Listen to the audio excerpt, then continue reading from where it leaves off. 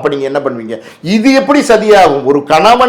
ஒரு கணவன் மேல ஒரு மனைவி வந்து ஒரு சதி பண்ணா அந்த இந்த மாதிரி வந்து வழக்கு தொடுத்துருவாங்களா? கணவனுக்கு எதிர்ப்பா வந்து குரல் கொடுத்துருவாங்களா?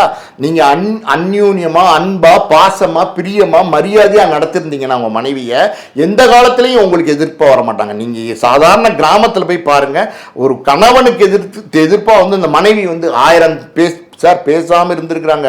பல குடும்பத்துல 30 வருஷம் கணவன் மனைவி பேசாம இருந்த காலம் இருக்கிற குடும்பங்கள்லாம் உண்டு. கிராமத்துல வைராக்கியமா இருப்பாங்க. ஆனா கணவனுக்கு ஒண்ணுன்னா அந்த மனைவி வந்து அன்னைக்கு நிப்பாங்க. அன்னைக்கு வந்து யாரு என் கணவனை பத்தி சொன்னதுன்னு கேள்வி கேட்பாங்க, நிப்பாங்க. அப்படி உங்க மனைவி உங்களுக்கு சாதகமா இருக்கிற மாதிரி நீங்க நடந்திருந்தீங்கன்னா இந்த மாதிரி வந்து விவகாரத்து வழக்கு போட்டுப்பாங்களா?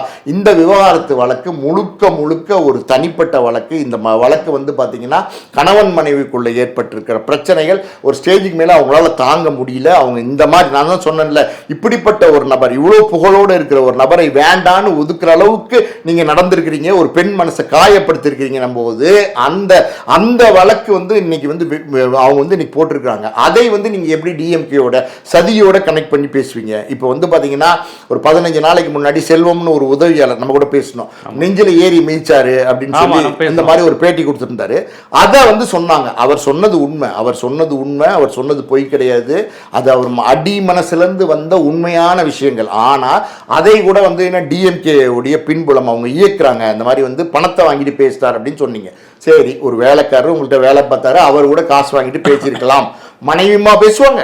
ஏங்க நான் கேட்குறேன், மனைவியா பேசுவாங்க? உங்களோட வாழ்ந்து உங்களுக்கு 2 குழந்தைங்களுக்கு வந்து தாயா இருக்கிற உங்களுடைய குழந்தைங்களுக்கு தாயா இருக்கிற ஒரு பெண்மணி, ஒரு மனைவி, கிட்டத்தட்ட 28 வருஷம் உங்களோட வாழ்ந்த ஒரு பெண்மணியா உங்களுக்கு எதிர்ப்பா வந்து ஸ்டேட்மெண்ட் கொடுப்பாங்க? உங்களுக்கு எதிர்ப்பா வந்து கோர்ட்டுக்கு போவாங்க? இது வந்து கேட்குறேன், அப்படி ஏதாவது ஸ்டேட்மெண்ட் கொடுக்கணும்னா அது ஏதாவது வேற முரண்பட்ட ஸ்டேட்மெண்ட் கொடுக்கலாமே. அதுக்கு எதுக்கு வந்து விவகாரத்து வழக்கு தொடுத்து கோர்ட்டுக்கு போகணும்? விவகாரத்து வழக்கு தொடுத்து கோர்ட்டுக்கு போறதுங்கிறது சாதாரணமான விஷயமா? எதுக்கு ஒரு நடிகை வந்து அங்க முன்னிறுத்துக்கு அவங்க சொல்லணும்? இதெல்லாம் வந்து எப்படின்னா சார், அதாவது சொல்றேன்ல, முழுக்க இந்த மாதிரி வந்து அவங்க வந்து டார்ச்சர் அனுப்பிச்சிருக்காங்க.